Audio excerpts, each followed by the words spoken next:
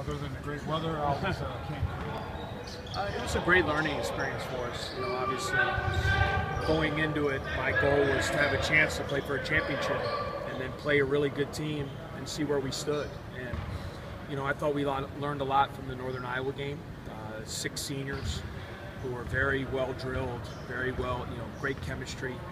They make you pay for your mistakes, and it was great for our guys to see what it's going to take to win at that kind of level. And obviously we had our struggles in that game, and it's been good to get back home and get to work and really have some practice time.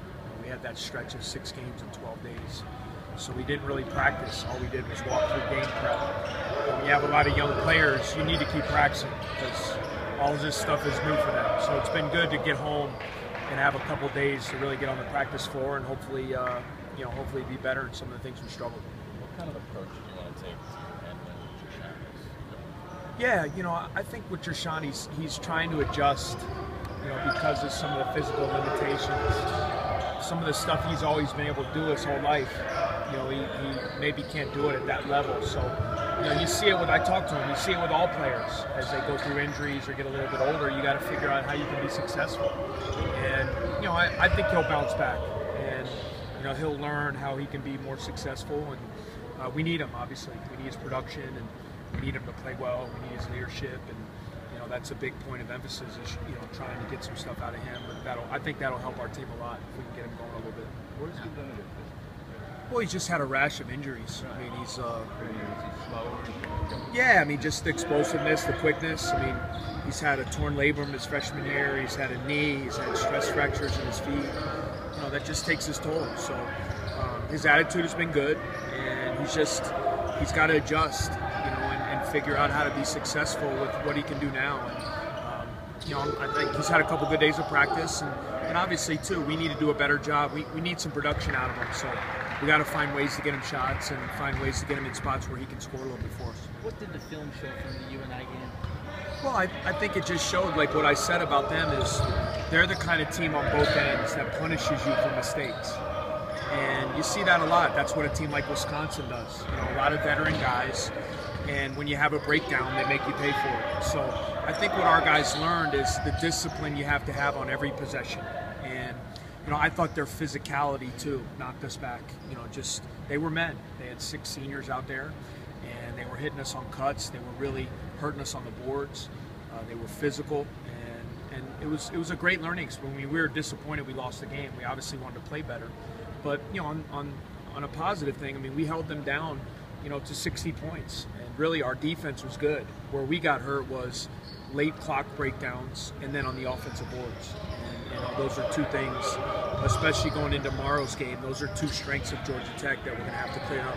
How do you think the schedule beats up Georgia Tech and Butler? From a development standpoint, what would you like to see out of them? Well, I think we have to rise to the level of physicality. They're still, obviously, they're early in their careers and they got a lot of basketball ahead of them. But, playing a game like Northern Iowa, it's only a learning experience if you learn from it and you embrace it and you change. And we're going to have to be a lot tougher. We're going to have to play stronger. We're going to have to be more physical. And, we're going to have to function offensively. You got to screen a little bit better. You got to cut a little bit harder. And the guys are finding it. You find it out at this level. Everybody's good. And, sometimes when you're a young player, it takes getting in games like that to figure that out. And I think that's what happened for our group. Does a lot of the toughness come from Sanjay? I think he brings it, but I think it's got to be a collective effort. I mean, we have a lot of veteran guys that played on a tough team last year. Gershawn was tough. Sanjay was tough. Alex, obviously, Trey. Those guys have played heavy minutes. Dave has been a tough player in his career. So I'm really relying on the vets to help me with that as we try to teach that to these young guys. And certainly they have to show the way because it's for the young guys, they're just learning. So it's all new. Trey and Alex are shooting career lows from the field right now. Yeah. Gershawn doing that too. How do you feel Trey and Alex have been dealing with that? What's your mentality trying to turn that around? Yeah, well, you have to try to stay positive. I feel it'll come around. Certainly we need to have more offensive production from both of them, and they got to take the right shots. I mean, that's and it's not on them; it's on all of us. And we have to function well as a unit offensively. Like I said, we got to We got to be a little bit sharper. We got to cut better. We got to screen a little bit better. We have to make that extra pass when it's there, and then when the shot's there, they have to take it with confidence. You know, you can't think about the fact that maybe I haven't shot well. You got to. Every day is a new day, and you know, I'm confident that both those guys are going to play really well for us. So we just got to stay at it and keep working. I know you said that Sanjay, you don't really run plays for him on offense, and you kind of rely on him to get the putbacks and the kind of the garbage buckets. But he seems to be making and taking a lot of shots within the flow of the offense, and he's playing pretty well that way. Is that a pleasant surprise for you? Well, I've always had confidence he can do it. I just want him to have confidence in himself to do it. And you know what I mean by we're not going to set up ISOs and set plays to have him come. But within the course of the offense, there's a lot of opportunities for him to score. And you saw it. I mean, in the Brown game, he gives us 15 points. And he's capable of giving us double figures. And you know, with our team this year, we don't have one or two guys that are going to score 15 to 18 points. What we have, I think, are 6, 7 guys that can get double figures in a game. And what we have to do in a game is piece that together and find a way to get that offensive production. And to me, that can be a dangerous thing for other teams to. We just need to realize that about ourselves. We need to run our offense. We need to, like I said, again, we need to cut well. We need to screen well. We need to move. We need to make the extra pass. And then when the shots are there, we need to be ready to take them. What do you think of Bryant's job running the point so far and working the pick and roll? I think he's done a great job. I mean, is he going to have his ups and downs? Absolutely. But you know what he's done in the first 6 games, I think he's played really well. He's confident. He's learning. He's getting better, and you know he's doing a really good job so far. I'm pleased with where he's at. How are you playing a game the size and strength of Georgia Tech, maybe playing bigger games? It could be. I mean, it could be. You know, it's just got to be a team mindset. You know, their strength is in their power and in their physicality and throwing it up on the board and going and getting it. And so we have to have a collective effort as a team to get on the glass. We have to protect our paint. And you know, I don't want to put it on 1 or 2 guys to do that. It's got to be a 5-man, you know, challenge for us to play that. And they're going to drive hard. They're going to try to post us up. They play 2 big guys together a lot. So we're going to have to do a really good job of playing great team defense and trying to get them off their spots. And when it comes time to be physical, matching that physicality. Would you say they're a typical Big Ten type of approach to? Yeah, you know, their coach is a protege of Coach Izzo. You know, he's a Michigan State guy, so you know a lot of what they do tries to pattern Michigan State, their style, the way they play offense, the way they play defense. You know, their commitment to rebounding. So, you know, I think they mirror a lot, you know, of a Michigan State type team, which you guys know is tough. It's a tough team and a physical team, and we're going to have to be ready as a mindset to get that going from the start of the game. So them playing multiple posts, do you think that'll give you an advantage on offense with all the wins you guys put up? I hope so. It could. You know, it's going to be kind of, you know, who wins out and who has to match up to who. And do they have to go small? Do we have to go big? You know, that's kind of the beauty of basketball is, you know, that they have their system, we have ours, and we try to have a game plan to try to be successful and win, and you see who has to make the right adjustments during the game. So, you know, obviously their strength is with their power and the big guys and their physicality, and ours is with our skill and hopefully our ability to make plays. And, you know, we need to do a good job of that tomorrow. When you guys are going through, You had to find more skill. Yeah. Find it? You know, I think we've had it in stretches. I don't think we've had it collectively. I think we're still searching for that game where we put it all together.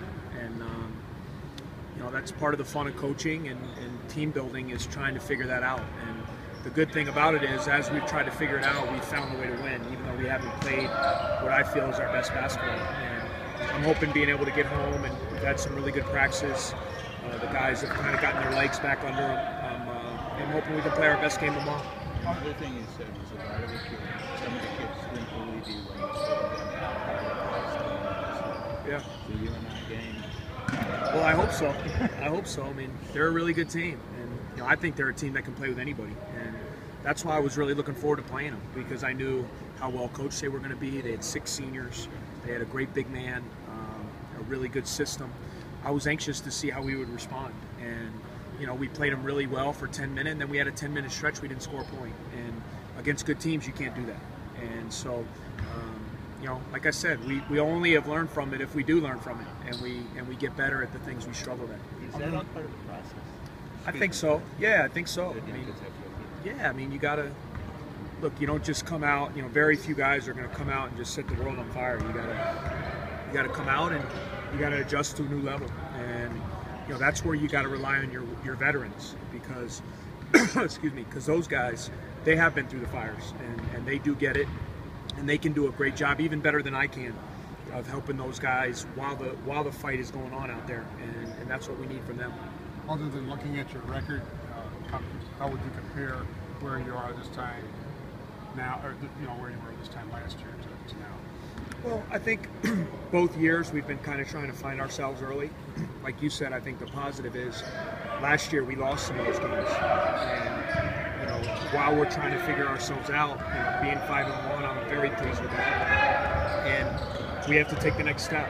This is a big week for us, and we played 2 really good teams, 2 physical, hard-nosed teams that are from power conferences, and these are going to simulate Big Ten games. And so it's a great week for us to kind of see if we can turn the page from you and I and figure out a way to win. When you guys are going through a drought where you don't score a point for about 10 minutes, what's your message? Try to get to the line, attack the basket, try to get a layup. You got to just stop the bleeding. You don't want to just rely on cranking up jump shots. You got to, and that's what we had. We had to find a way to go into the post or drive the ball. And when you're struggling to score, you got to do that, or create something off your defense, get a layup, get something in transition. Just to stop the bleeding a little bit. We had a play in the Northern Iowa game. It was 25-20, and we got a steal, and Trey had a breakaway. And fumbled it out of bounds, and that something like that, you score. It now it's 25-22. And those are the little plays that you got to finish. You got to convert them, and that's how you stop a run. And we got to do a better job of that.